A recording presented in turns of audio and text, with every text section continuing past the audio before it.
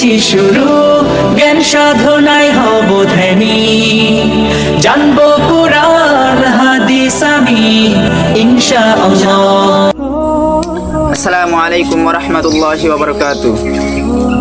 সুপ্রিয় দর্শক মণ্ডলী, আল হিকমা চ্যানেলের 30 দিনব্যাপী দোয়ার চ্যালেঞ্জে আজকে 11তম দিনের দ্বিতীয় পর্বে আপনাদের সকলকে স্বাগত।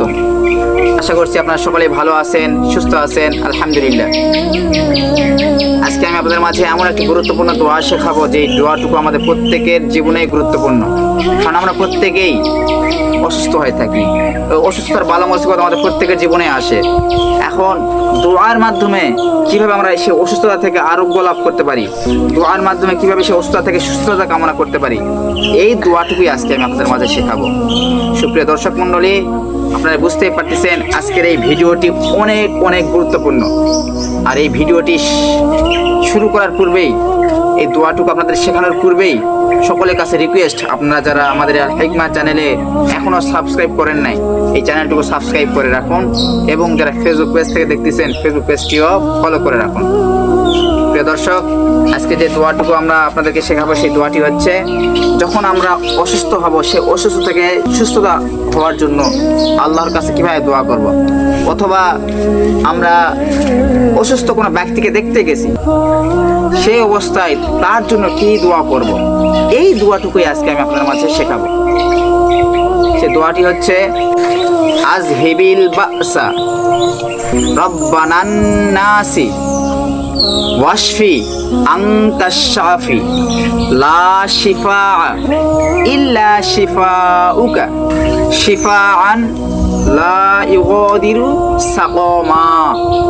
প্রিয় দর্শক, আমরা যখন অসুস্থ হই, অসুস্থ থেকে সুস্থ হওয়ার জন্য এই দোয়াটি শুনলাম, আমরা এখন এই দোয়ার বাংলা অর্থটুকু জানবো।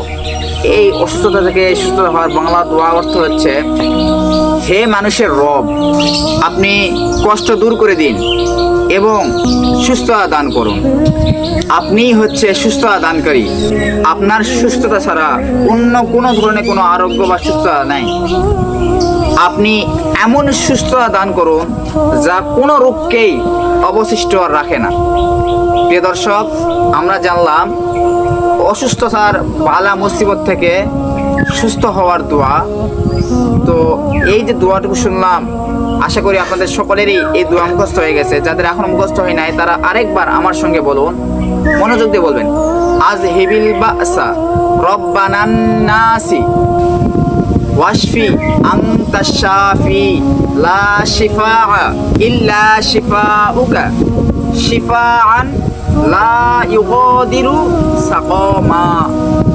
এই যে দোয়াটুকু শুনলাম আমরা, আশা করি আপনাদেরকে অনেকেরই মুখস্থ হয়ে গেছে। যাদের এখন মুখস্থ হয় নাই তারা আর 1 থেকে 2 বার এই দোয়াটুকু মনোযোগ দিয়ে শুনবো, ইনশাআল্লাহ আপনাদের সকলের মুখস্থ হয়ে যাবে।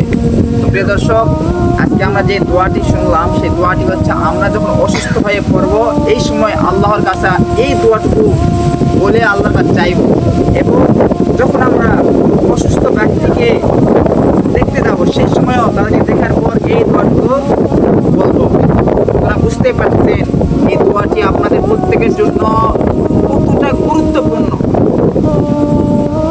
এই দোয়াটিকে আমাদের শিখলাম শুধুমাত্র নিজেরাই শিখবো এমন না, কারণ যেহেতু গুরুত্বপূর্ণ দোয়া প্রত্যেকের জন্য দরকার।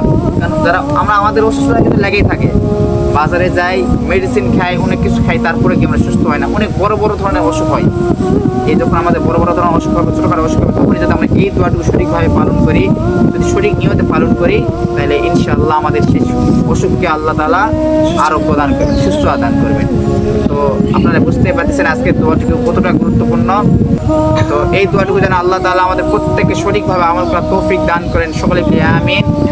ইনশাআল্লাহ আগামীতে আমি আপনাদের মাঝে আরও একটি নতুন দোয়া নিয়ে আসবো। ততক্ষণ পর্যন্ত আপনারা সকলে ভালো থাকবেন, সুস্থ থাকবেন।